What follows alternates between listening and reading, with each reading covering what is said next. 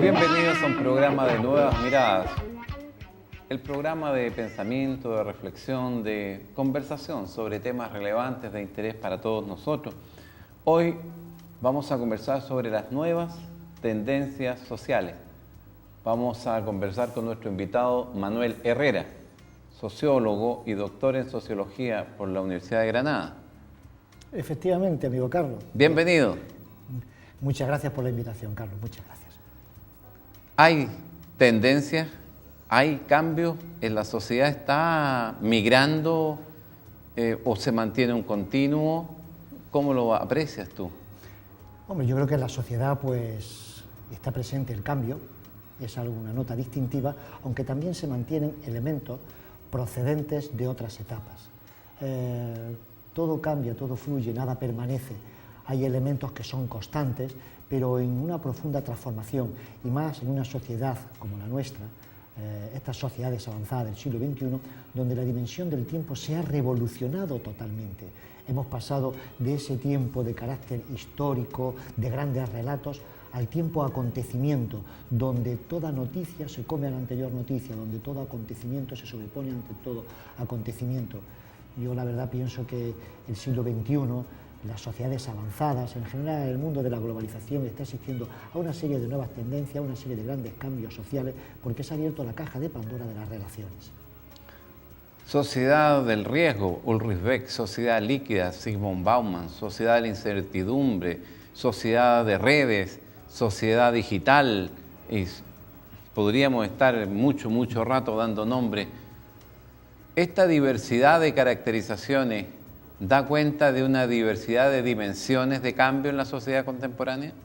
Yo creo que los científicos sociales, por algo que nos hemos caracterizado desde siempre, es porque en los aspectos terminológicos nunca nos hemos puesto de acuerdo. Carlos, has hablado pues, de sociedad del riesgo, de sociedad líquida, podríamos hablar de sociedad posmoderna, de sociedades tecnológicamente avanzadas, de sociedades postindustriales, sociedades posliberales, sociedades poscapitalistas. Yo cuando explicaba sociología a mis alumnos de primero, lo que le decía que al acercarse a la realidad uno va tomando distintas fotografías y depende de la perspectiva desde que las tome. Yo creo que cada una de estas diferenciaciones conceptuales en buena medida están ligadas a la perspectiva desde la cual se está observando la realidad social, una realidad que es multidimensional. En cada una de estas dimensiones están aflorando nuevos cambios. Asistimos a nuevos cambios dentro del orden cultural, donde hemos pasado de una sociedad moderna, con valores fuertes, a una sociedad posmoderna, caracterizada por valores débiles. De ahí que podamos decir que es una sociedad líquida, como nos lo dice Bauman, una sociedad que totalmente se diluye, o incluso podríamos decir que una sociedad posliberal, porque atrás quedan aquellos grandes actores como Estado y mercado para dar paso a una nueva sociedad civil. Pero incluso también podríamos decir que una sociedad tecnológicamente avanzada en la medida en que todo eso empalma con el uso de nuevos instrumentos que están permitiendo desplazar las fronteras del conocimiento.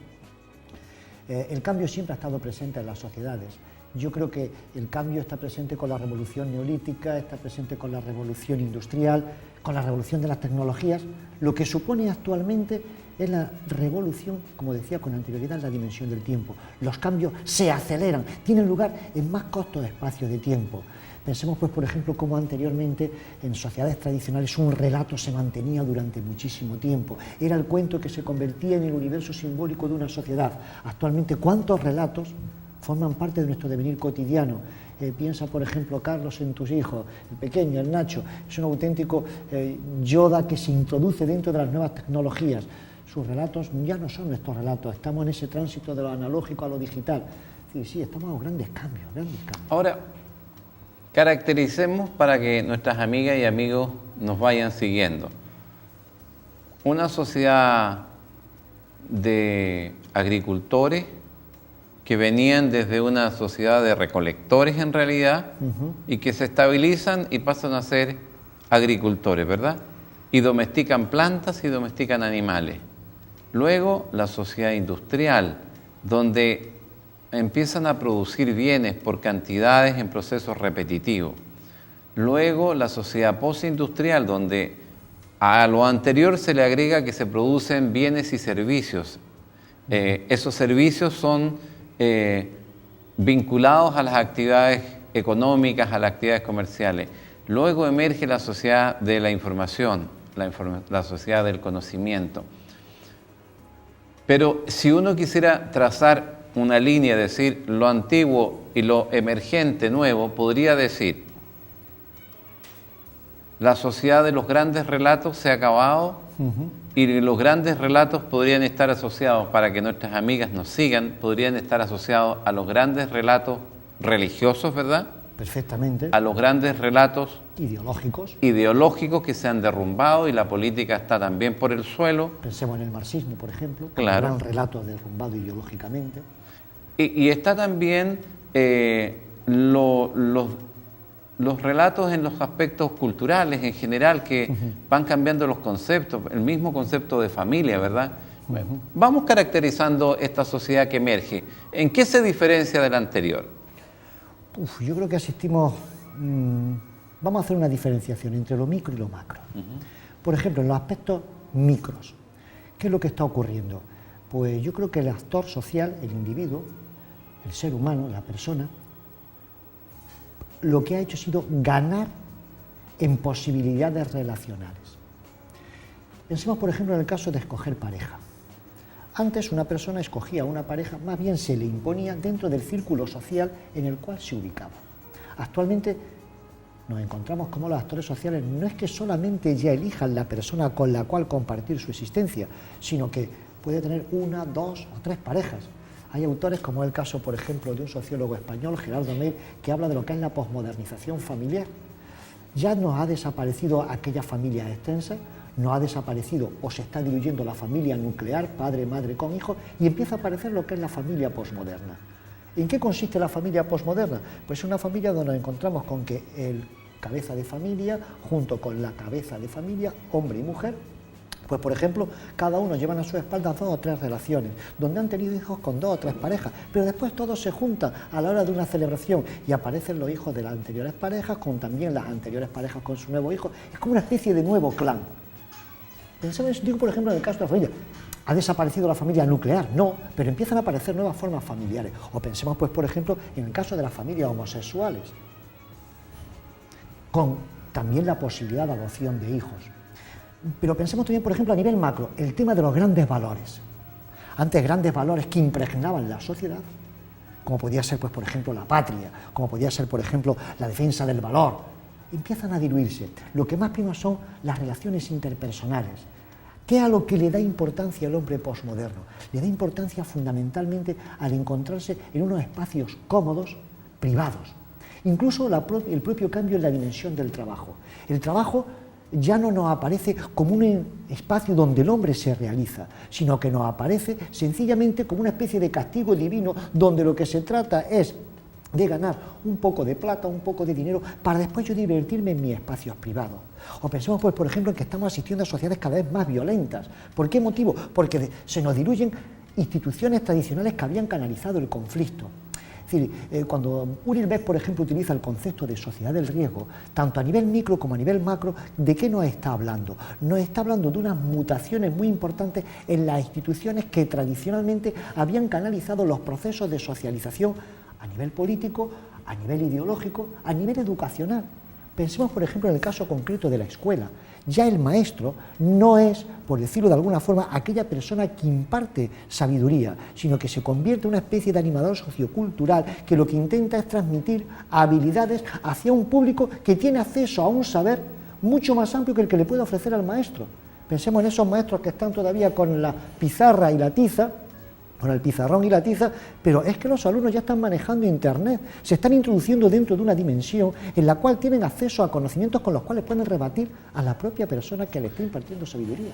En las grandes líneas se menciona, por ejemplo, que asistimos a un individualismo. Se dice también que asistimos a un cierto acto de egoísmo. ¿Cómo percibes tú ese cambio en la sociedad contemporánea? ¿Es tal? Yo en ese aspecto hay gente que tiene visiones negativas sobre las sociedades contemporáneas. Yo no tengo visiones negativas sobre las sociedades contemporáneas. Es lo mismo que si hubiésemos tenido visiones negativas cuando se produce la revolución industrial y decimos, va a desaparecer la sociedad. Lo único que ocurre, y en eso estoy muy de acuerdo con mi maestro Tezano, es que no tenemos conceptos con los cuales poder denominar, describir y analizar la realidad ante la que nos enfrentamos. Igual que no tenían conceptos, pues por ejemplo, los sociólogos de principios del siglo XX o el hombre cotidiano del siglo XX cuando tenía que denominar a los obreros de las fábricas o cuando tenía que denominar a los partidos políticos, porque eran cosas novedosas. Entonces, ¿qué es lo que no ocurre? ¿Es una sociedad cada vez más individualista? Yo creo que no, yo creo que es una sociedad que lo que ha hecho ha sido ahondar más en la humanidad. Asistimos a la explosión de la sociedad del humano, porque el ser humano, el actor social, tiene muchísimas más posibilidades.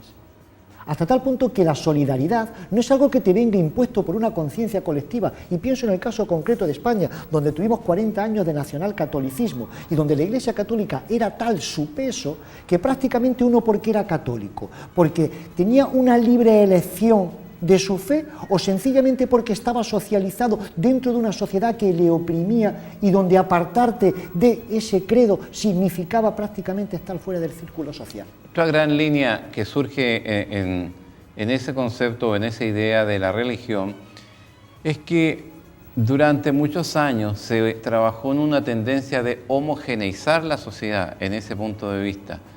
Y paradojalmente lo que estamos viendo hoy es una explosión de la diversidad.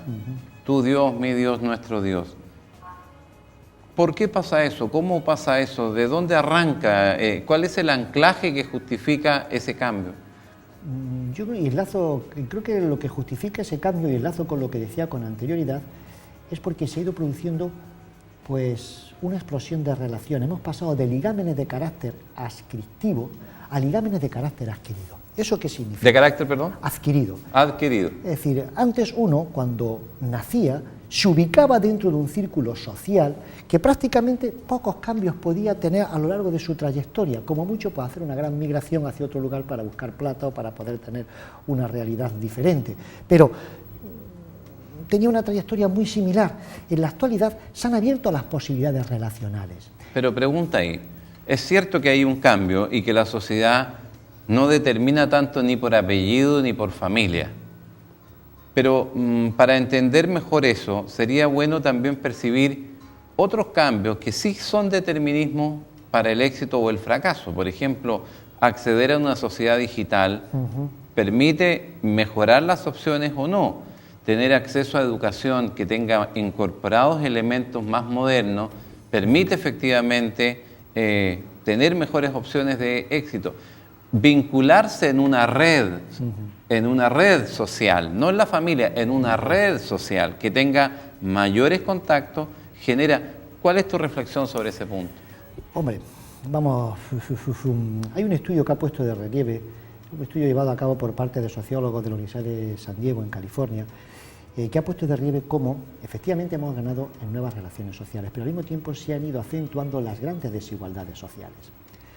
Yo en eso siempre me acuerdo de una de las novelas clásicas de la literatura castellana que es El Quijote, en el cual el Quijote, refiriéndose a Sancho Panza, le dice: querido Sancho, ¿no te acuerdas de aquella edad de oro en la cual no existían las palabras tuyo y mío, sino que todo era comunitario? En la actualidad lo que nos hemos encontrado es decir que se han abierto nuevas posibilidades que ojalá todo el mundo tuviera el mismo acceso a ellas, pero no es así. Son posibilidades que engrandecen al ser humano, pero que al mismo tiempo producen fracturas y diferenciaciones sociales.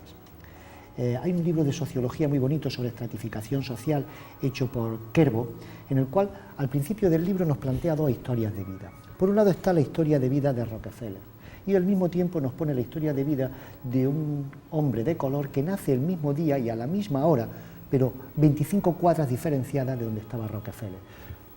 Son dos trayectorias vitales totalmente diferentes. ¿Por qué? Por las posibilidades que han tenido. El mundo posmoderno ha abierto, por ejemplo, lo que es la sociedad digital, ha puesto el acceso a nuevas redes sociales, pero ¿quién tiene acceso a ellas? En ese aspecto tiene mucha razón Bourdieu cuando dice que en muchas ocasiones nosotros pensamos, sentimos y vivimos en función de la clase social a la cual pertenecemos, hasta nuestras mismas apreciaciones sobre el color, sobre el sabor, sobre el amor. Decíamos entonces que estos cambios están impactando en todas las dimensiones de la sociedad y que a ese determinismo social que era la familia, el apellido, ¿verdad? Le han surgido hoy otros determinismos y hemos mencionado el ingreso a la sociedad digital, el acceso a nuevas redes. a mí lo que me surge como reflexión es que, claro, hay un determinismo en el sentido de si puede la persona acceder a esas redes, es decir, se puede usar Facebook, y para usar Facebook necesita tener acceso al Internet. Pero cada día se hace más fácil acceder a esas tecnologías que son herramientas simplemente para un propósito. Lo que me parece desprender de ese pensamiento es que cada día se hace más importante las decisiones que va tomando el propio individuo. Ya no depende de otros, depende de lo que él decide, de cómo se vincula, de cómo se relaciona, con quién se relaciona y qué está disponible y dispuesto a hacer. Efectivamente, Carlos, pero no olvidemos una cosa, es decir, la desigualdad es un elemento intrínseco dentro de la sociedad. Esto es como una carrera de coches, no todos ocupan la pole position, no todos a la hora de insertarse dentro de la sociedad tienen el mismo capital relacional. ¿Eso qué es lo que hace? Pues que emerjan un conjunto de desigualdades. Y en ese aspecto creo que el siglo XXI, me diferencio totalmente de esos planteamientos neocon y liberales que apuestan excesivamente por el mercado. Creo que el siglo XXI tiene que ser el siglo del Estado social, que avance, pero el Estado social a nivel global. ¿Por qué? Porque es un importante papel el que tiene que desempeñar el Estado como instrumento corrector de desigualdades sociales. Nuestro caminar ha sido en la sociedad moderna el tránsito de súbditos a ciudadanos. Ahora se trata de darle realidad a ese gran pensamiento de Immanuel Kant, ciudadanos del mundo. ¿Eso qué significa? Pues que hay que activar todos los recursos que tiene este planeta.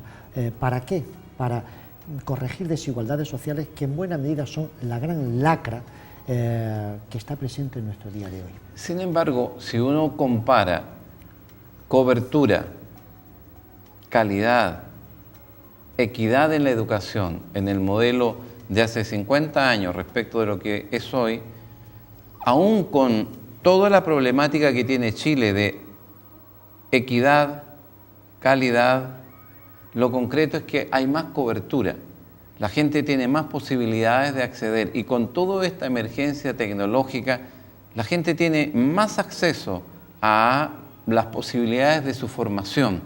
Lo concreto es que el Estado tiene que jugar un rol muy activo y esos cantos de sirena de aquellos que dicen que es el mercado el mejor y más justo asignador de recursos, la verdad es que los hechos están demostrando que nunca el Estado, nunca el mercado en un 100%, siempre una adecuada armonía. O sea, este fundamentalismo mercadista o el fundamentalismo estatista no llevan a buen destino, al parecer. No sé qué opinión tienes tú. Sí, estoy de acuerdo totalmente contigo. En ese aspecto yo me quedo con el modelo que han establecido los países nórdicos, donde se pone de relieve la existencia de menores desigualdades sociales.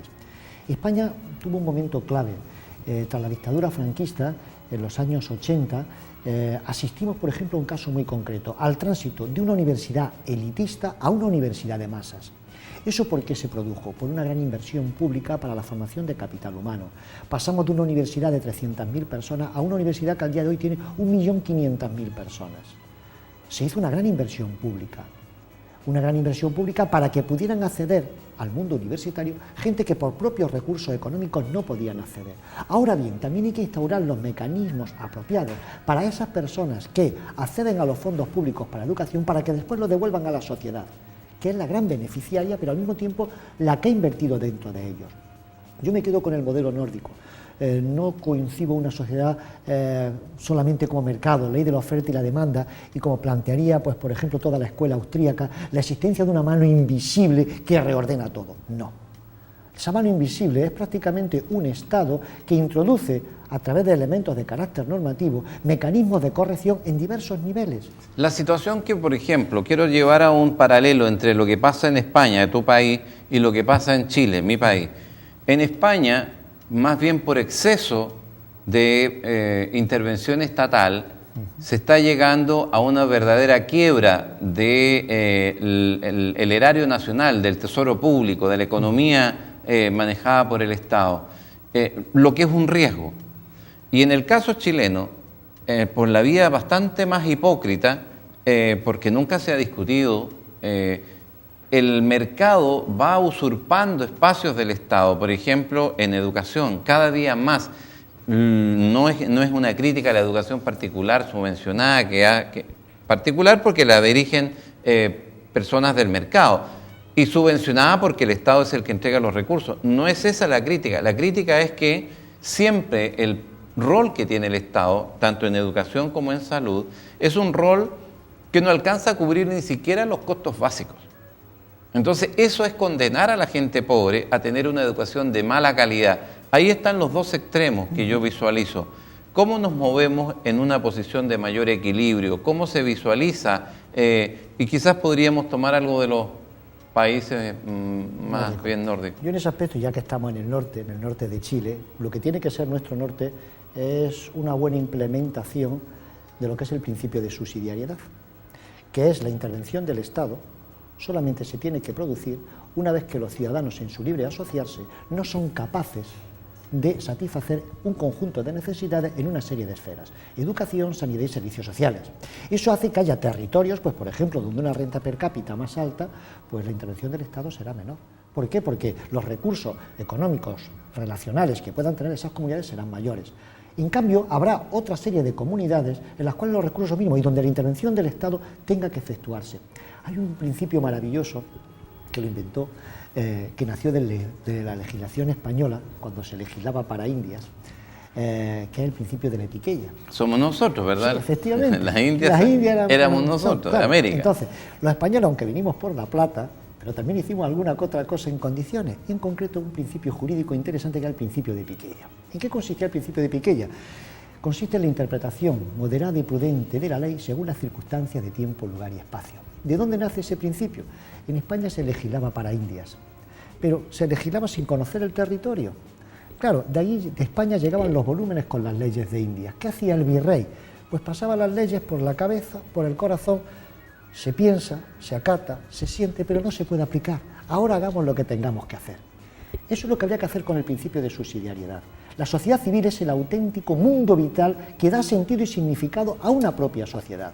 Una excesiva intervención estatal puede condenar la fortaleza de la sociedad civil. Una excesiva intervención del mercado hace que la sociedad civil sea un mundo empresarial, y no es así.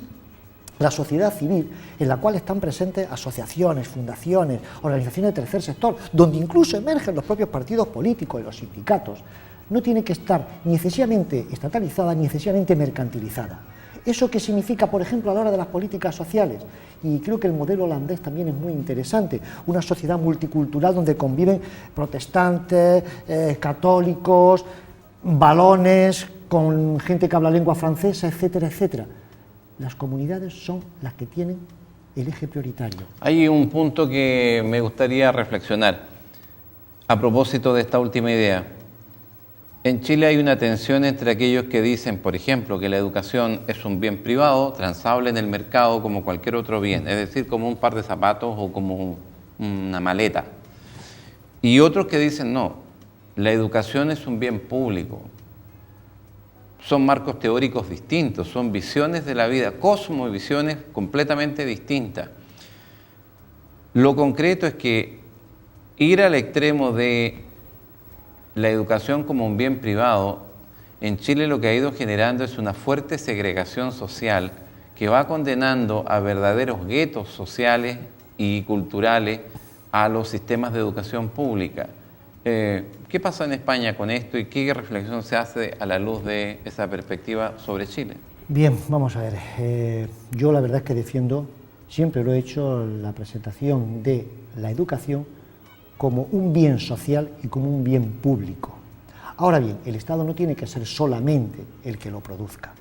Presentar la educación como un bien mercantil y privado me parece una de las mayores aberraciones. Es la concepción de una sociedad jovesiana del hombre es un lobo para el hombre y donde aquí el triunfo del más fuerte. Y creo que no es así. Creo que la educación es uno de los grandes instrumentos para la generación de bienestar. Los diputados gaditanos de las Cortes de Cádiz de 1812 ya lo planteaban: la felicidad de un pueblo está íntimamente ligada a su nivel educacional. Así aparece recogido en la Constitución de 1812, una Constitución que llegó a algunas colonias, a otras no, pero fue lo último que quedó prácticamente del Imperio Español. Qué lástima que después no se pudiera aplicar porque llegaron la dictadura de los Borbones. Pero bien, en ese aspecto España el modelo educacional que tiene, el modelo educativo es un modelo que ha apostado mucho por la educación pública. También existe una importante educación privada. Ahora, una educación privada que en más de una ocasión es subvencionada por parte del propio Estado, pero una educación que no es concebida como negocio, sino como bien social. Como bien social. Pongo, por ejemplo, el caso. ¿Hay lucro en la educación española? No, hay lucro en la educación española, pero no recibe financiación pública. Quien recibe financiación pública no puede tener lucro. No puede tener lucro. Eso es el reclamo que hace la gente joven claro, en Chile. Es que es así. En España se apostó por ese modelo. En España, por ejemplo, tenemos una educación pública muy buena en los sectores primarios, secundarios y también en el mundo universitario. Ciertamente oscilamos en algunos niveles con respecto al informe PISA, que es un sistema de evaluación sobre los sistemas educativos europeos. Pero bueno, España tiene una educación muy buena. Pensemos, por ejemplo, que en materia universitaria casi el 70% de la juventud española comprendida entre los 18 y 24 años accede al mundo universitario, bien con una beca, etcétera, etcétera. Existe también, por ejemplo, en educación primaria y en educación secundaria lo que se llama educación concertada. Se trata de educación privada, pero financiada con fondos públicos, pero que no tiene afán de lucro. Un amigo común, José Félix Tesano, gran sociólogo español también, plantea la teoría de las 3G. La gente se asocia, se aglutina, se reúne en torno a las 3G. El gusto, el género y la generación. El gusto por ejemplo, una actividad deportiva, el skater, los patinetas de los jóvenes, ¿cierto? O el género, hombre, mujer, o la generación, es decir, por los distintos tramos etarios. ¿Hay algún otro enfoque? ¿Qué reflexión te surge a ti de este planteamiento? Yo, José Félix Tezanos, que es un gran amigo y un gran maestro, conocido tuyo, hay cosas que comparto y otras que no. Por ejemplo, ciertamente los procesos asociativos están ligados a esas 3Gs, pero también hay otros elementos al margen de esos procesos que trascienden esas 3Gs. Y yo creo que están también ligados ¿a qué? A las posibilidades, al capital relacional que tenga el actor social. Es decir, no tiene el mismo capital relacional, pensemos, una persona ubicada en una posición alta dentro del orden económico, político y social, que por ejemplo una persona de posición baja. En buena medida todo está ligado con ese capital relacional, un capital relacional que no es solamente de carácter económico, sino también se mezclan elementos como la ubicación geográfica, como el dominio de idiomas, etcétera, etcétera. La gente joven se asocia por gusto, por género o por generación. Estaríamos hablando también de que han caído las ideologías, y efectivamente han caído las ideologías como elemento aglutinador, pero pensemos en las ideologías políticas, pero aparecen nuevos tipos de ideologías que actúan como elemento aglutinador. ¿Cuáles son esos nuevos que tú visualizas, conceptos ideológicos? Pues, por ejemplo, uno es el medio ambiente, sin ninguna duda. Uno es, por ejemplo, claramente el medio ambiente aparece como nuevo instrumento. Otro, por ejemplo, también es el tema del rechazo de la violencia. También aparece como elemento aglutinador. También aparece como elemento... No se ve claro eso en Chile todavía. La juventud está muy vinculada y asociada a la violencia. En España no. Luego después, por ejemplo, otro elemento que sirve como elemento aglutinador también en la G de los gustos, pero estamos, por ejemplo, todo el tema de la vinculación con las nuevas tecnologías. Pensemos en todas... Nuevas tecnologías, claro, efectivamente. Pensemos en toda esa red de relaciones ligadas, por ejemplo, a los videojuegos. Las nuevas tecnologías, en todo caso, están ayudando mucho porque los propios jóvenes empiezan a organizarse para bloquear a aquellos pequeños, porque son pequeños grupos los que promueven la violencia. Esos pequeños grupos, entre paréntesis, se plantea por las ciencias sociales en Chile, que son grupos muy periféricos, muy marginales, lo que se llama las tribus urbanas, que plantea Maffezolí en sus estudios, ¿verdad? ¿Tú tienes alguna reflexión sobre eso? Yo creo que, por ejemplo, estas nuevas tribus urbanas en buena medida están ligadas a procesos patológicos de socialización familiar. En más de una ocasión ligados a situaciones familiares caracterizadas por la fragmentación, caracterizadas por la ausencia de puntos de referencia. Creo que también ocurre una cosa que, por ejemplo, está pasando mucho en Europa, y es que se están lanzando al sistema educativo viendo cómo se está produciendo la desestructuración familiar que ocupe retos que verdaderamente corresponden a la familia. Deja preguntar algo sobre ese punto porque nos queda poco tiempo.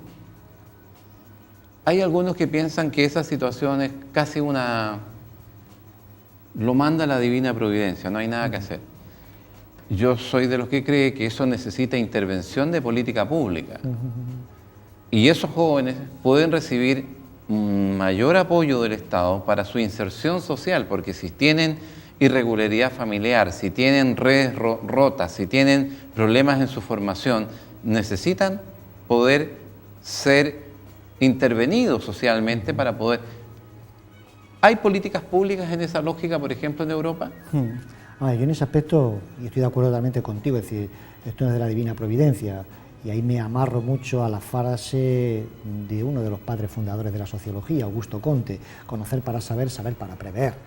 De hecho, por ejemplo, dentro de todo lo que es el campo de la gran intervención social en Europa, se están desarrollando lo que son los sistemas ODG, sistemas de observación, diagnóstico y guía relacional.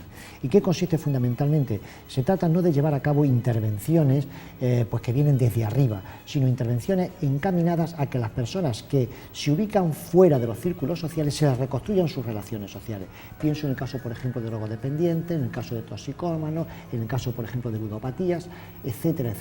El Estado actúa. El Estado actúa. Con política pública. Con política pública, donde un eje fundamental es la labor desempeñada por parte de los trabajadores sociales. Pero déjame preguntar, esa es exactamente la pregunta que te quiero hacer. Lo que yo visualizo en Chile es una cierta minusvalía, es decir, una cierta desvalorización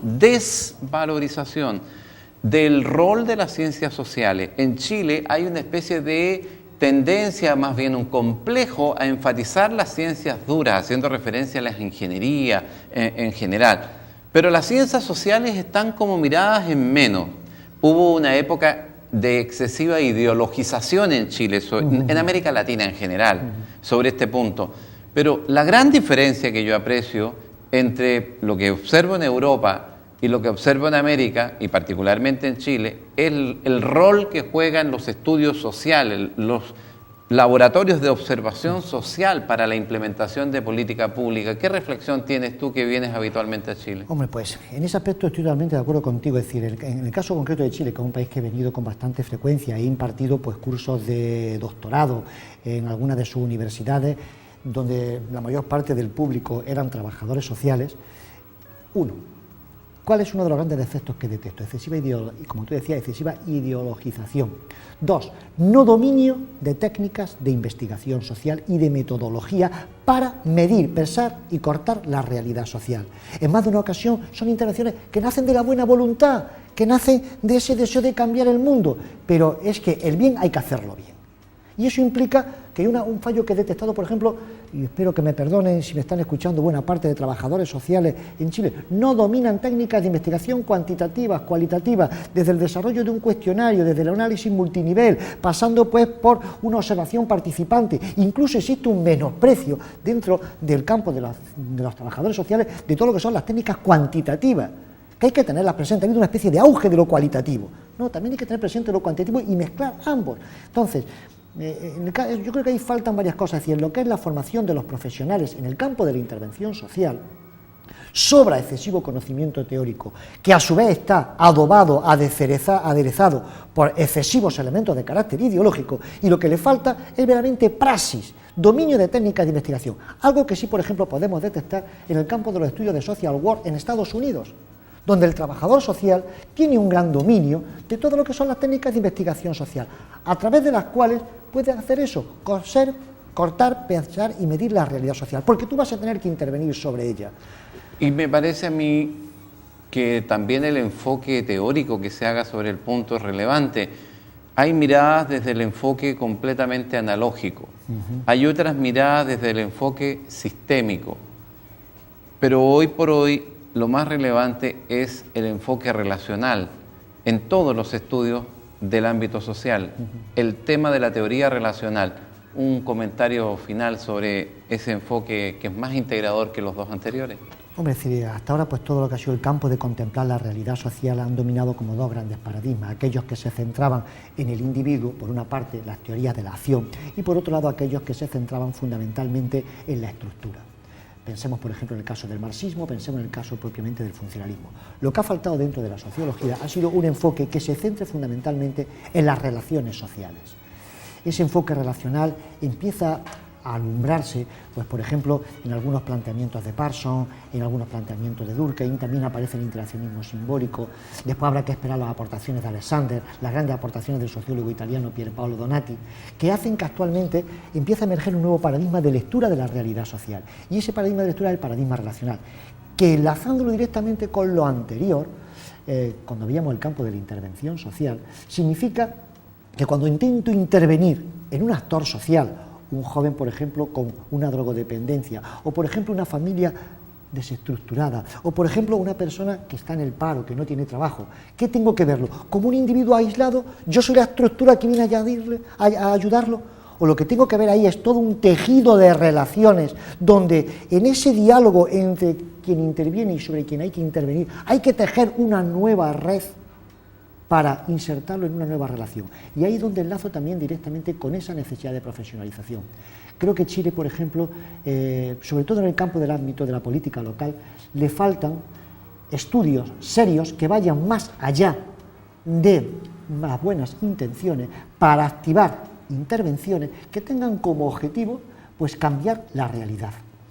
Y ahí creo que falta eso, ese dominio de técnicas de investigación dentro de una nueva visión de la sociedad como realidad relacional. ¿A usted se le hizo corto el programa? ¿Pasó muy rápido? Bueno, es porque la conversación es muy entretenida. La conversación es realmente lo que hace que las comunidades se enriquezcan, mejoran las relaciones, mejora la comprensión, se produce una interacción sinergética que genera un beneficio mutuo. Manuel, muchas gracias por esta conversación. El tiempo ha pasado volando. Nos veremos en una próxima conversación. Con usted nos encontramos en un próximo programa. Hasta pronto.